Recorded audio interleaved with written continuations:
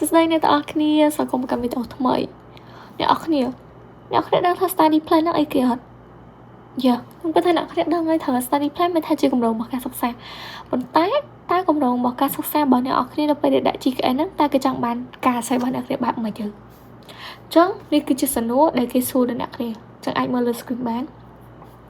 អញ្ចឹងជាធម្មតាគឺគេប្រាប់ថាអ្នកគ្នាអាចសរសេរកូរ៉េក៏បានអង់គ្លេសក៏បានប៉ុន្តែត្រូវសរសេរតែមួយភាសាតែអ្នកគ្នាអញ្ចឹងពេលដែលការសរសេរហ្នឹងអ្នកគ្នាត្រូវតែ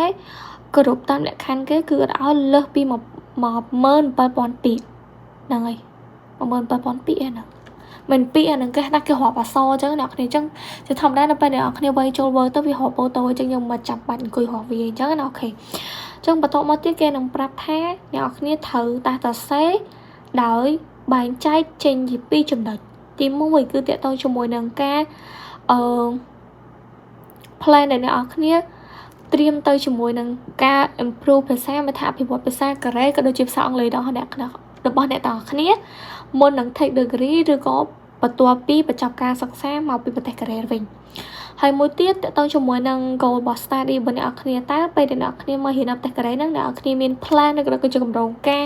អ្នកគ្នានឹងចង់ធ្វើអីឬក៏អីអញ្ចឹងណាអូខេចំណុចចុងក្រោយគឺតកតងជាមួយនឹង plan បន្ទាប់ពីអ្នកគ្នាហ៊ានចាប់នៅកូរ៉េហើយតែអ្នកគ្នានឹងចង់ទៅណាអ្នកគ្នាទៅខ្មែរវិញឬក៏អ្នកគ្នាមានបំណងចង់ធ្វើការនៅប្រទេសកូរ៉េ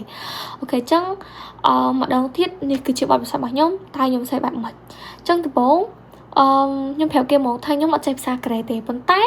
ខ្ញុំប្រាប់គេថាខ្ញុំអត់ចេះភាសាតែខ្ញុំអត់ចេះភាសាកូរ៉េមែនប៉ុន្តែមុននឹងទៅរៀនកូរ៉េហ្នឹងគឺគម្រោងរបស់ខ្ញុំគឺខ្ញុំមាន plan រៀននៅភាសាកូរ៉េនៅខ្មែរពេលហ្នឹងខ្ញុំបានចូលរៀនដែររៀននៅCKCC ប៉ុន្តែដោយសារតែពេលហ្នឹងខ្ញុំនៅធ្វើការអញ្ចឹងទៅខ្ញុំរៀនអត់បានពីថ្ងៃច័ន្ទដល់ថ្ងៃសុក្រទេខ្ញុំរៀនសារទឹកថ្ងៃខ្លះថ្ងៃសៅរ៍ធ្វើការទៀតអញ្ចឹងទៅខ្ញុំត្រូវ skip ច្រើនមែនទេដល់គ្នាអញ្ចឹងកុំដូចខ្ញុំអីប៉ុន្តែខ្ញុំប្រាប់គេថាខ្ញុំនឹងរៀនភាសាកូរ៉េនៅក្រៅបូកជាមួយនឹងខ្ញុំនឹងមើលពីរឿងកូរ៉េហើយនឹងខ្ញុំខំស្ដាប់រឿងអានឬក៏មិនអានទេមើលបទចម្រៀងឬក៏កម្មវិធីអីនៅ YouTube ចឹងព្រោះសារនៅកូរ៉េគឺបោកម្មវិធីមែនតើអ្នកនរគ្នាហ្នឹងហើយអញ្ចឹងយើងធ្វើមិនដែលជាប្រាប់ថាគឺយើងមានឆន្ទៈយើងមានគោលបំណងច្បាស់លាស់នៅក្នុងការ improve ភាសាកូរ៉េរបស់យើង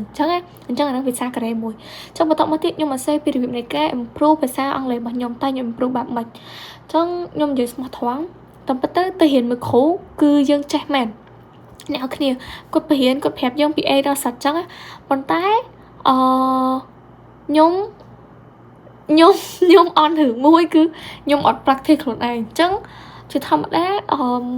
ពេលដែលខ្ញុំអត់ដឹងនេះសម្រាប់ខ្ញុំពេលដែលខ្ញុំទៅរៀនទៅពេលអាយុកាន់តែច្រើនបើអ្នកគ្នារៀនហើយអ្នកគ្នាបាន practice គឺវាអត់មានចេញអីមកទេអ្នកគ្នាគឺវានៅតែនៅក្នុងនឹងអញ្ចឹងឯងយើងទទួលដឹងលឺប៉ុន្តែយើងអត់អនុវត្តអញ្ចឹងទៅវាពិបាកអញ្ចឹងទម្លាប់ខ្ញុំគឺភាសាខ្ញុំមើលរឿងអង់គ្លេសច្រើនខ្ញុំស្ដាប់បទចម្រៀងឬក៏ខ្ញុំព្យាយាម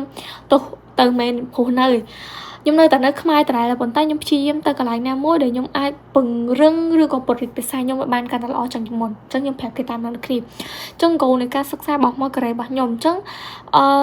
កន្លែងនេះខ្ញុំសូមប្រហែលតិចថ្ងៃស្អែកខ្ញុំប្រាប់detail ហ្មងអញ្ចឹងដោយសារតែខ្ញុំដូចអ្នកគ្នាដឹងអញ្ចឹងគឺខ្ញុំមករៀននេះថ្នាក់ master អញ្ចឹងខ្ញុំត្រូវដឹងថាតើខ្ញុំមកធ្វើនេះធ្វើអីគេអញ្ចឹងប៉ុន្តែតើវិធីសាស្ត្រនៃការអសេហ្នឹងបែបម៉េចខ្ញុំមិនសេះ detail ឬក៏បែបម៉េចអញ្ចឹងអ្នកគ្នាកុំភ្លេចតាមដានវីដេអូនេះបន្តនៅថ្ងៃស្អែកដល់ចូលដល់សំណួរទី2និងទី3សំណួរថាតើខ្ញុំនឹងសេះបែបម៉េចគម្រោងបែបម៉េចទៅពេលដែលគេអាន study plan របស់ខ្ញុំហើយគេមានអារម្មណ៍ថាគេចង់បានខ្ញុំមកអូខេអញ្ចឹងវីដេអូថ្ងៃនេះមានតែប៉ុណ្្នឹងឯងបើសិនបើចូលចិត្ត complete ជួយ like ហើយ share វីដេអូមួយនេះផងហើយជួបគ្នានៅថ្ងៃស្អែកបន្តទៅជាមួយនឹងការសរសេរ study plan bye bye